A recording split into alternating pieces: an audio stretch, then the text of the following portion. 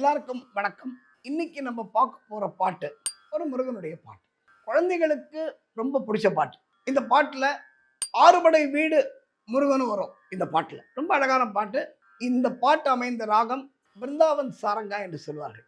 ஏறுமையில் ஏறி விளையாடும் முகம் ஒன்று, ஈசருடன் ஞான மொழி பேசும் முகம் ஒன்று, கூறும் அடியார்கள் குறை தீர்த்த முகம் ஒன்று, கூறும் அடியார்கள் குறை தீர்த்த முகம் ஒன்று, குன்றுருவ வேல் வாங்கி நின்ற முகம் ஒன்று, மாறுபடு சூரரை வதைத்த முகம் ஒன்று, வள்ளியை மனம் புணர வந்த முகம் ஒன்று, ஆறுமுகமான பொருள் நீ அருள வேண்டும், ஆதி அருணாச்சலம் அமர்ந்த பெருமாளே.